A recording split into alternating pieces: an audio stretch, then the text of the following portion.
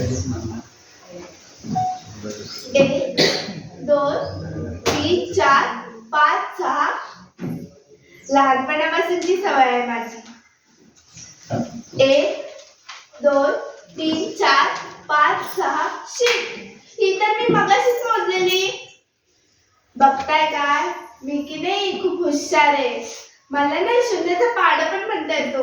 म्हणून दाखव 0 1 0 0 2 0 0 1 0 0 0 0 5. नाही म्हणजे शून्याचा पाडा किती कठीण असतो ना.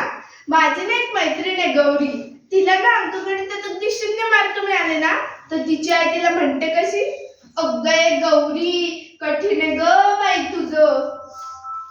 म्हणून म्हटलं इतर कोणताही पाडा पाठ नसेल ना तरी चालेल, पण शून्याचा पाडा मात्र पाठ असायलाच हवा. मग आहे की नाही मी हुशार आहेच मुळी. माझ्या बाबांना मला नेहमी हुशार मुलगी म्हणतात, पण ती माझी आई तिने मला असं कधीच नाही म्हटलं. उलट मला इंग्रजीमध्ये आउट ऑफ साठी फक्त 1 मार्क कमी होता, तर मला म्हणते कशी, अगं तो शेजारचा आशू बघ, त्याला की नाही गणित आणि इंग्रजीमध्ये नेहमी पैकीच्या पैकी मार्क असतात, नाहीतर तू. अगं आई ग.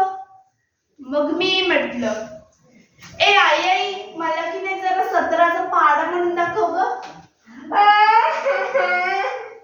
आजवर काढले नसतील ना, थोडे सगळे मटके एकदमच खाऊ घातले तिने. हा, पण माझे बाबा की नाही तसे नाही. ते मला ना प्रत्येक गोष्ट अगदी प्रेमाने समजावून सांगतात. हा, पण वेळ मात्र फार कमी देतात. अहो देणारच, एवढी कामं असतात त्यांना. कधी इथे तर कधी तिथे असतात.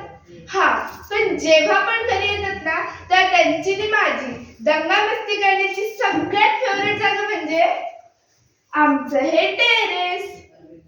इथेच बसून आम्ही खूप गप्पा मारतो, आकाशात चांदण्यांकडे पाहतो. माझे बाबा म्हणतात, आपण आकाशात चांदण्याकडे पाहायला लागलो ना की त्या लुकलुकतात. म्हणजे आपण त्यांच्याशी बोलायला लागलो ना की ते लुकलुकून आपल्याला हो नाही अशी उत्तरं देतात. पण माझे जेव्हा मला मारते ना तेव्हा मी खूप रडते. हा, मग माझे बाबा मला जवळ घेतात आणि म्हणतात, बेटा या जगात रडणाऱ्यांना कोणी जवळ करत नाही. अगदी देवबाप्पालाही अशी माणसं आवडत नाही बरं का. मग मी ठरवलं, देवबाप्पाला जर मी आवडली ना तरी चालेल, पण माझ्या बाबांना मात्र मी आवडायलाच हवी.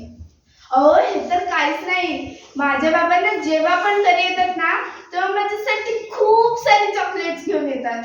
आपण कधी कधी येतो म्हणून सांगतात आणि येतच नाहीत ना, तेव्हा मला त्याचा खूप राग येतो. मग 1 दिवस होतो, 2 दिवस, 3 दिवस, 4 दिवस, मग कुठे जाऊन बाबांचा आवाज ऐकू येतो, चिव. मग मी त्यांच्यावर रागवली ना हे विसरते, पटकन त्यांच्याजवळ जाते. त्या दिवशी पण बाबा घरी येणार होते. मग आता तुम्हीच सांगा ना, बाबा एवढ्या महिन्यांनंतर घरी येणार म्हटल्यावर सगळ्यांनी आनंदी असायला हवं की नाही. पण ही आई मात्र ढसा ढसा रडत होती. तेवढ्यात दाराची बेल वाजली. मी बघायला गेले तेवढ्यात आईनं मला थांबवलं. दारात कधी नव्हे ते काका आणि काकू होते. त्यांच्यासोबत खूप सारी माणसंही होती. त्यांच्याजवळ ना एक लांब अशी पेटी होती. त्या पेटीतून त्यांनी कापडात गुंडाळलेलं कोणाला तरी बाहेर काढलं. हे बघून आई अशी रडायला लागली ना, मला खूप भीती वाटत होती. आई अशी का रडते, जमलेले काका काकू मामा मामी सगळे त्याचे का रडतात. बाबा येणार होते ना. काकी बाबा कुठे आहेत. कापडात गुंडाळलेल्या व्यक्तीला आई बाबांच्या नावाने हाक मारून रडत होती.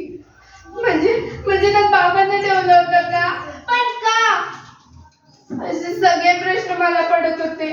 आणि माझ्या प्रश्नांची उत्तरं देणाऱ्या माझ्या बाबांना, थांब ना काकी मला बाबांशी बोलायचंय. बाबा थांबा ना, बाबा मला तुमच्याशी खूप बोलायचंय. बाबा थांबा ना बाबा.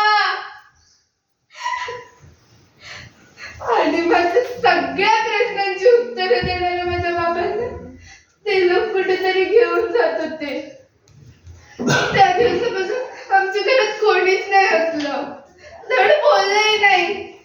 माझ्या बाबांना नेहमी सगळ्यांना हसायला सांगायचे, पण ही बघा ना नुसतीच रडते. बाबा म्हणतात लष्कराच्या शिपायाच्या डोळ्यात कधीच अश्रू येऊ नये. ते दोन थेंब जीवघेण्या महापुरासारखे असतात. अश्रू आणि महापूर दोन्ही माणसाला हातभार करतात.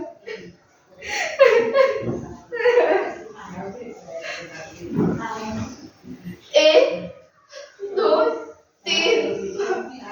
बाबा मला कमकुवत नाही व्हायचंय हो. मला ते सगळ्या ताऱ्यांना जोडून तुमचा चेहरा बनवायचा आहे. लहानपणी तुम्ही दाखवला मला तुमचा चेहरा कोणीच नाही दाखवला, पण आता तरी दाखवला बाबा. बाबा प्लीज बाबा. एक चांदणी लुकलुकली, ती मला हो म्हणाली. आई लवकर ये, बाबा आले. बाबा तुम्ही थांबा, आम्हाला तुमच्याशी खूप बोलायचंय बाबा. बाबा बाबा सॉरी. पुरी येताना नदीच्या हातात कधीच नसतं, पण काय करणार, पान फुटतो